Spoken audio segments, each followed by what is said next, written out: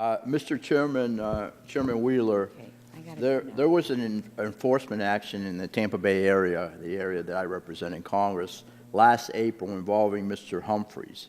It seems that he had a powerful jammer in his SUV, powerful enough to jam local law enforcement radios and calls to 911.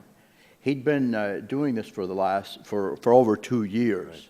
When a local cell phone company reported interference, the field agents in the Tampa office quickly tracked him down and ended the significant threat to the safety of the folks in the Tampa Bay area.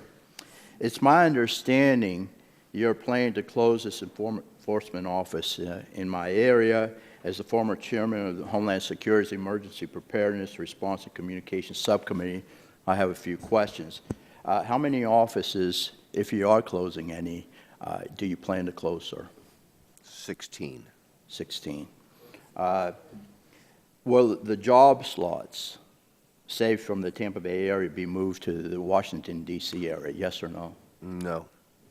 Okay. Are you closing the field offices and laying off staff to support the Enforcement Bureau's new work under the net neutrality order?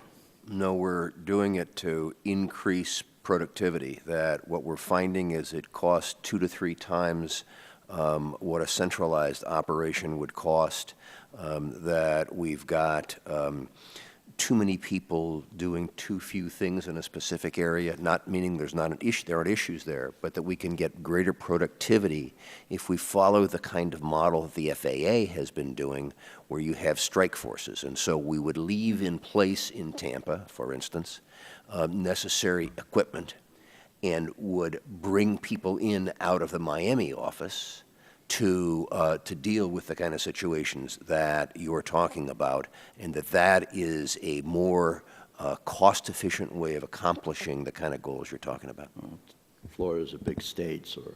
According to the budget request, page 50, the agency will preserve the integrity of public safety communications infrastructure by taking action on 99% of complaints of interference to public safety communications within 1 day.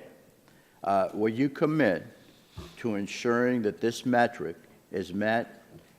It has been met historically, according to the performance report the Commission has issued over the years. Will you commit that this metric will be met? We believe that we can do this without a diminution in quality, sir.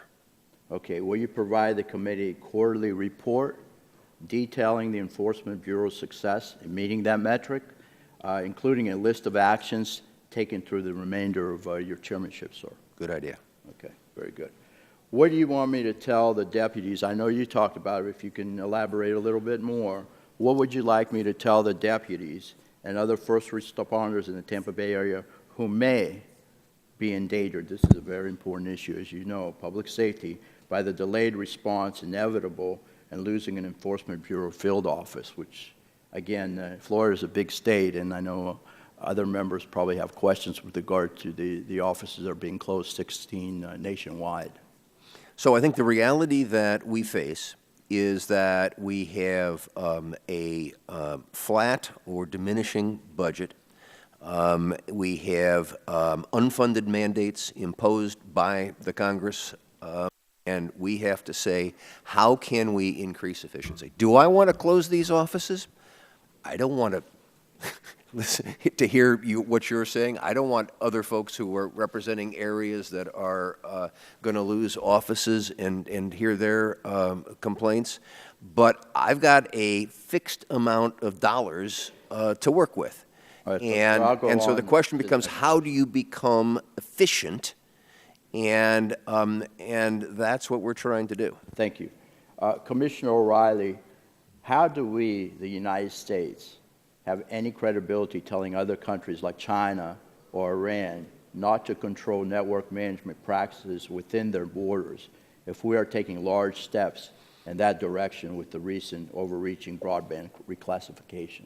So I think there's an extreme trouble that we are setting our stage by passage of this item on net neutrality. I think it sends the wrong message internationally. It was that matches up with my conversations internationally when I went to both Spain recently and I was in South Korea for the ITU.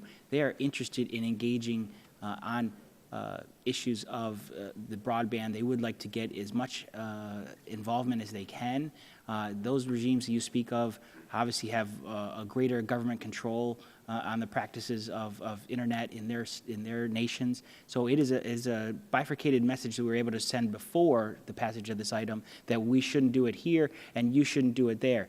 Now we're saying, well, we're willing to do some things on regulating broadband, but you shouldn't do them over there, or that it's okay, acceptable practice across the world, which I think is just a terrible message that we're sending. Pai, what are your thoughts on this issue?